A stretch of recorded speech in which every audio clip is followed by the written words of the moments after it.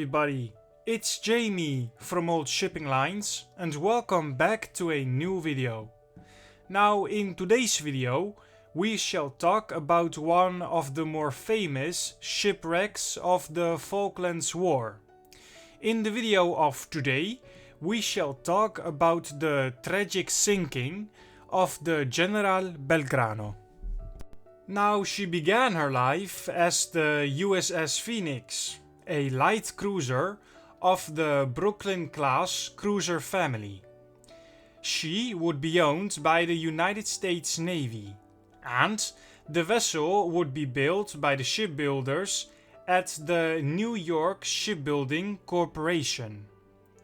Her displacements were 9,575 tons, with a length of 608.3 feet.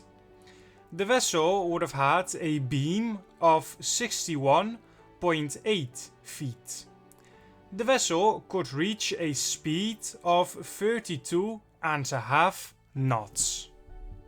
Now the USS Phoenix would be launched on the 12th of March 1938 and she would be commissioned on the 3rd of October 1938.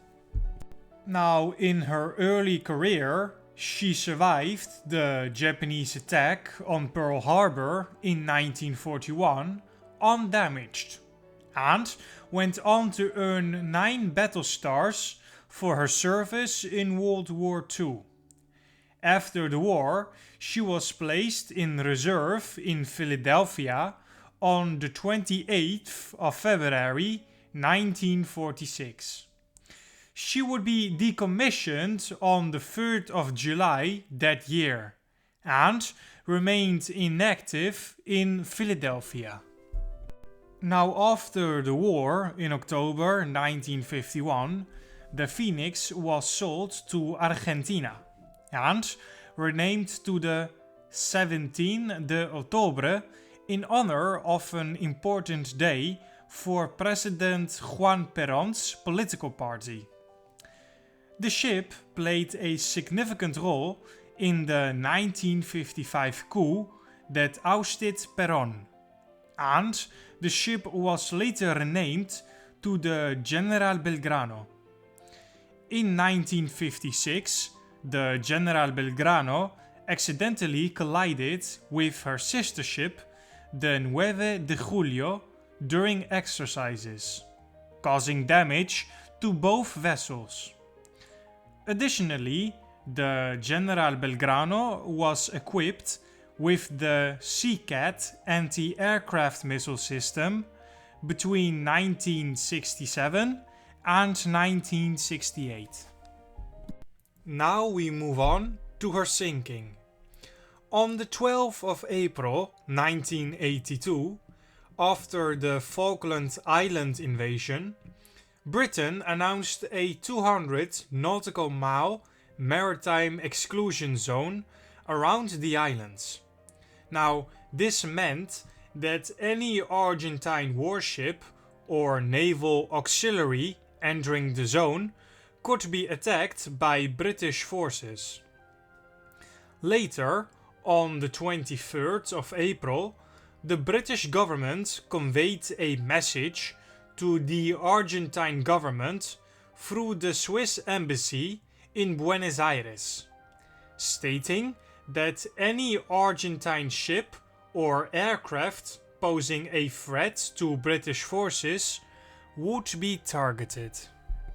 The Argentine military junta started reinforcing the islands in late April, when they realized that the British task force was heading south. As part of these movements, Argentine naval units were instructed to take positions around the islands. 2 task groups labeled 79.1 with the aircraft carrier ARA 25 de Mayo plus 2 Type 42 destroyers, and 79.2 with 3 Exocet missile-armed Drummond-class corvettes sailed to the north.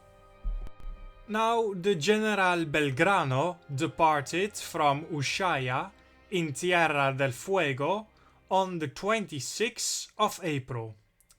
Two destroyers, ARA Piedrabuena and ARA Hipólito Bouchard, were detached from Task Group 79.2 and, along with the tanker EPF Puerto Rosales, joined General Belgrano to form Task Group 79.3.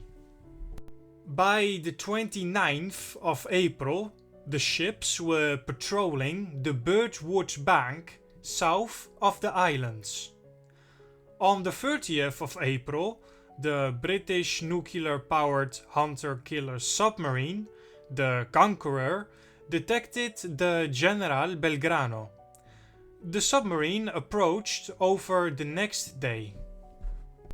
On the 1st of May 1982, Admiral Juan Lombardo ordered all Argentine naval units to find the British task force around the Falklands and launch a massive attack the next day. General Belgrano, which was outside and to the southwest of the exclusion zone, was ordered southeast. Lombardo's message got picked up by British intelligence. This led to Prime Minister Margaret Thatcher and her war cabinet, who were gathered at Chequers the next day, giving the green light to Admiral Terence Lewin's request to change the rules of engagement. This allowed an attack on the General Belgrano outside the exclusion zone. Now, even though the group was beyond the 200 nautical mile radius declared by the British, they saw it as a threat, and after discussions at the cabinet level, Thatcher approved Commanders Chris Wrefford Brown's decision to attack the General Belgrano. At 14:57 p.m. on the 2nd of May, the Conqueror launched three 21-inch Mk8 mod 4 torpedoes, which were conventional and non-guided. These torpedoes had been in service since 1927 and each carried a 805-pound Torpex warhead. Although the Conqueror had the newer Mark 24 Tigerfish homing torpedo, there were concerns about its reliability. According to initial reports from Argentina, the Conqueror had fired 2 Tigerfish torpedoes at the General Belgrano. Out of the 3 torpedoes launched, 2 successfully struck the General Belgrano. One of the torpedoes hit the ship about 10 to 15 meters behind the bow, outside the protected area of the ship's armor or the internal anti-torpedo bulge. This caused the ship's bow to be blown off, but the internal torpedo bulkheads remained intact, preventing the forward powder magazine for the 40mm gun from detonating. Fortunately, it's believed that none of the crew were in that part of the ship when the explosion occurred. The ship was hit by a second torpedo near the rear side armor plating, causing a massive explosion in the aft machine room. This blast ripped a 20-meter hole in the main deck, leading to the loss of 275 lives in the surrounding area. The ship quickly filled with smoke, and the electrical power system was damaged, preventing a distress call. Despite the forward bulkhead's holding, water rushed in through the hull, and the electrical failure made it impossible to pump it out. Additionally, the ship was not at action stations and was sailing with open watertight doors.